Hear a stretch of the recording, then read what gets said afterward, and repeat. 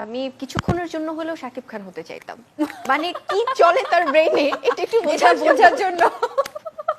কিছুক্ষণের জন্য।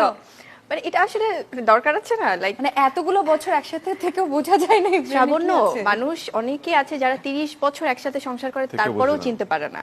তো সেক্ষেত্রে ওই মানুষটা হয়ে দেখতে হবে। শাকিব খানের ব্রেনে কি চলে জানার ইচ্ছা প্রকাশ করলেন আমাদের শবনম ইয়াসমিন বুবলী, যে একটা দিনের জন্য হলেও শাকিব খান হতে চায়। কারণ শাকিব খান এমন একটা মানুষ, সে লিজেন্ড বলতে গেলেই চলে। অনেক সময় অপু বিশ্বাসও সেটা বলেছে যে তাকে আসলে বোঝা যায় না, তার আনন্দ, তার দুঃখ, কষ্ট, সে তার ফেস দেখেও আপনি বুঝতে পারবেন না তার ভিতরে কি চলছে। সে কাজটা শুধু করে যাচ্ছে, সে যে জায়গায় আসতে চেয়েছে সে জায়গায় এসেও গিয়েছে। চুপচাপ স্বভাবের, কিন্তু চুপচাপ অনেক মানুষই আছে পৃথিবীতে, কিন্তু শাকিব খান হচ্ছে অন্যরকম একটা মানুষ।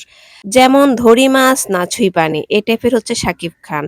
অপু বিশ্বাস আর বুবলি নিজেদেরকে যতটুকু চালাক মানে ভাবুক না কেন, কিন্তু যদি ওরা থাকে, অপু আর বুবলি যদি গাছের পাতায় পাতায় থাকে আর শাকিব খান থাকে গাছের শিকড়ে শিকড়ে, সো বুঝতে হবে শাকিব খান কতটা বুদ্ধিমান। আর শাকিব খানের ব্রেন বোঝা এতটা সহজ না তাদের।